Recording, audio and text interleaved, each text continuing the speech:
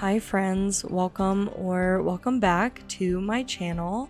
Thank you for joining me today for my November Plan With Me video. Let's set the fall vibes with this pumpkin cupcake candle from Bath & Body Works. Honestly, this is one of my absolute favorite scents, and I had a lot of fun setting this candle up and grabbing a cup of apple cider to do my November journal setup. But that aside, we can jump right into the setup. And for today, I primarily wanted to do a setup that was just going to be pen, doodling, and some markers to color in. So you're really not going to see any fancy stickers today. There's a little peek at one of my October weeklies before we get into setting up my cover page for November.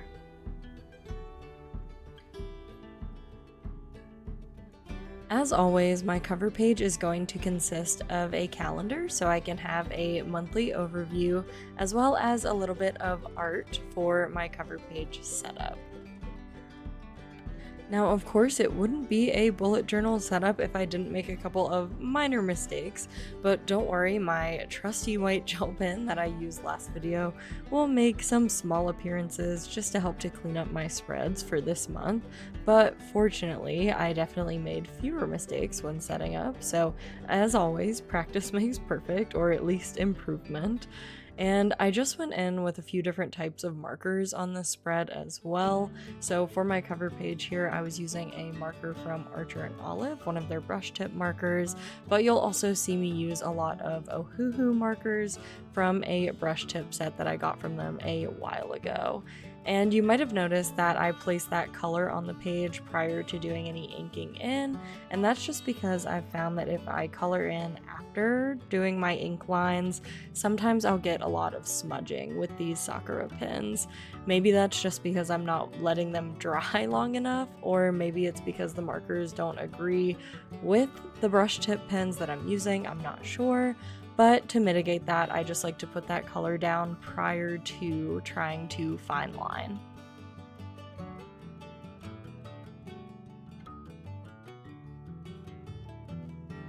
And with my calendar page all complete, I can now move into setting up my little bit of artwork for my cover spread.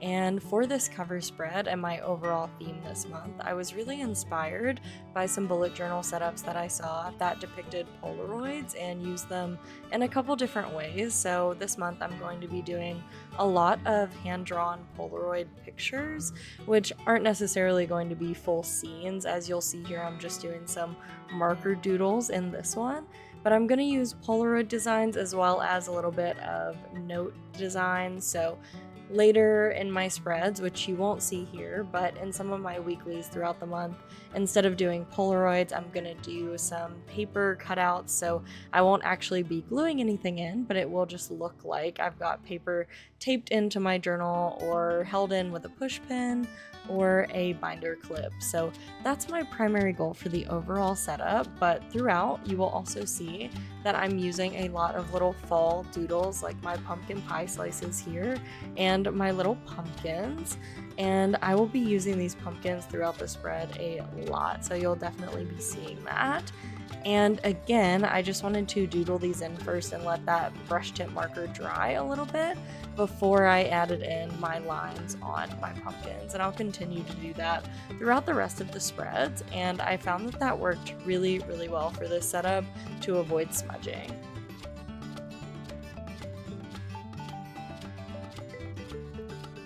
And to finish off my cover spread, I'm just going to go in and add a few more little pumpkin doodles on my calendar page to fill in some of that blank space around the calendar. And I was really just freehanding these here. I wasn't really using a reference to draw them. I think they look like cute, derpy little pumpkins, so hopefully they're imperfect enough that you could tell that I was just freehanding these and not really referencing anything. But I really like how they turned out, and I feel like I don't do enough of simple doodling in my bullet journal, and I think it's one of the things that really made bullet journaling approachable for me when I first got started. So I'm definitely wanting to return to my roots a little bit with bullet journaling, and I feel like this overall design helped me to do that a lot.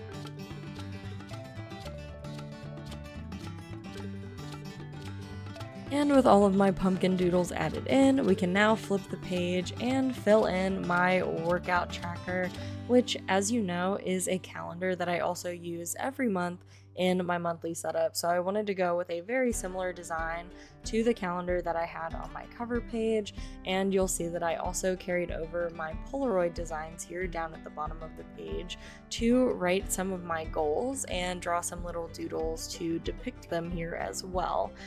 Now, I'm not going to do those doodles during my setup video. They were things that I added later on since I was setting this up in advance and I wasn't 100% sure what my goals fitness-wise were going to be for the month, but I can tell you now, having set them up, that they are super cute and I highly recommend this. I think it was really nice to actually doodle my goals instead of just writing them out. It definitely made me feel more committed to them and more connected with them because I was actually having to take the time to draw them and commit to doing them. So maybe just a little tool to try out in the future in your journal as well.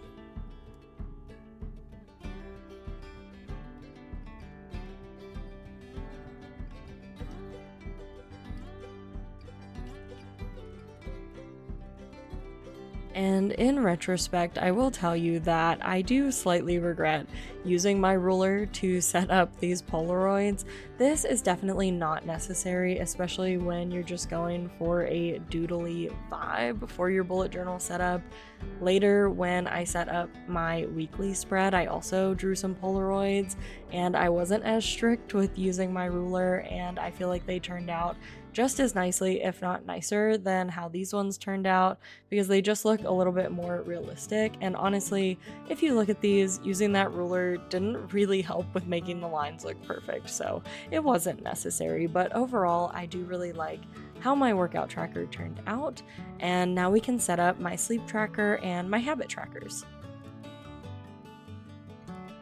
Now, my sleep tracker is a tried and true method that has just really worked for me for a long time. So I always write out the days of the month, write my hours across the top of the page, and then I do some second line highlights. So nothing too crazy and exciting happening here, but this is just a spread that really, really works for me. And I really think the shining star of this spread is this little doodle that I did down at the bottom. Now, my grid lines are not perfect, but I knew that that wasn't really going to matter here because I was going to draw these cute pumpkins over the top. And I really love what this added to the spread. I feel like I normally struggle a little bit with decorating my sleep tracker just because the tracker itself takes up most of the page, especially in a traveler size notebook like this one. But I honestly think these little pumpkins turned out perfect, and the overall look of the page is so cute with this little bottom piece added in. And of course, I just went back and used a marker to write my header in as well. Which then brings me to my habits trackers for this month. And I did try something new for my habit trackers. Now, this is a very common style of habit tracker that I think a lot of people use in their bullet journals, but I personally have never tried this style of tracker where you have the days of the month written down one side and then you have your habits written at the top, and you can just go in and do either a check mark or an X depending on whether you have completed that habit for a given day during the month. And honestly, I think I'm really going to like using this. I'm excited to try something different, so I'll definitely let you know next month, and you'll probably see in my December setup if this works for me and I continue to use it. The finishing touch on these spreads was just outlining my header that I wrote in for my sleep tracker, and then we can finally get to what I would consider really the pièce de résistance of this setup, which is my first weekly for the month. And I went ahead and set up 8 boxes here because the month is starting on a Saturday and I typically start my weeks on Sundays, so I just figured I would add that first Saturday into my first weekly here.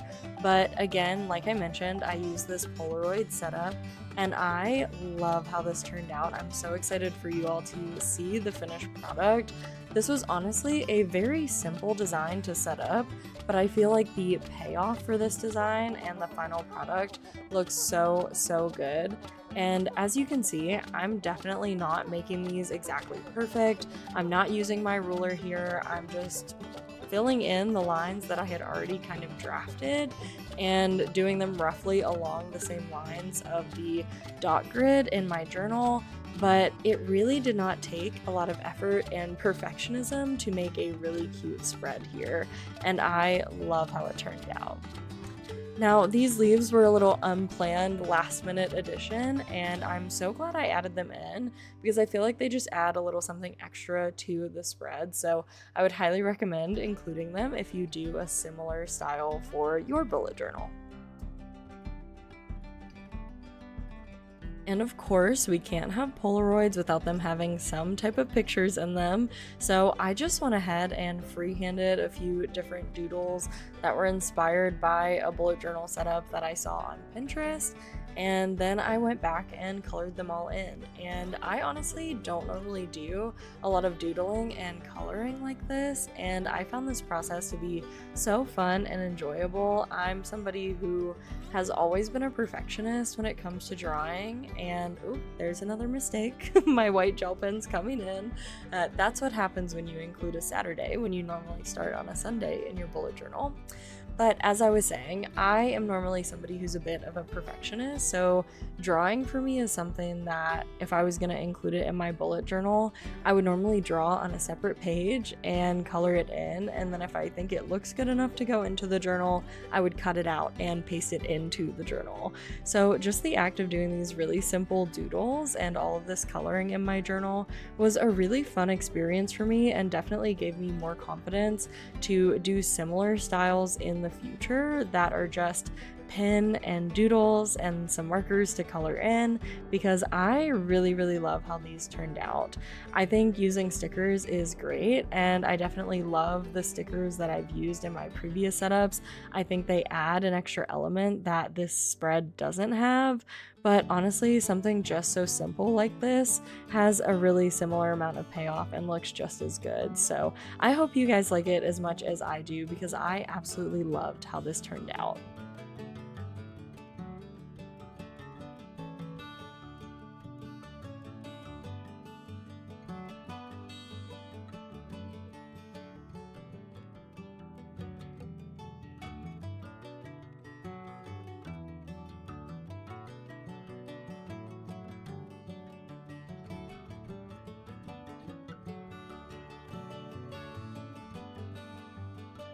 One great thing about recording these bullet journal setups and going back through them and editing them is that sometimes I catch some minor mistakes that I've made, like this one right here that I never colored in. So I will definitely be going back and getting that guy now that I've realized that I didn't color it in, but I honestly have no idea how I managed to miss just this one little leaf. Mistakes aside, I just went in and fixed where I accidentally wrote Monday before, and that brings us to the end of my setup for November. So let's take a look through from the beginning with my cover spread and my workout tracker. I should have added in a quick pic so you guys could see that one completely finished, but maybe I will post one, as well as my sleep and habit tracker, and honestly those pages are some of my favorites. And again, the crowning jewel of this setup is that weekly. I absolutely love it. So that being said, thank you so much for joining me for today's November plan with me. I hope you have a great month ahead of you. I know I'm really looking forward to the holidays. And of course, it's November, so I hope you know how grateful I am for you, and I hope to see you in the next video. Have a great one. Bye!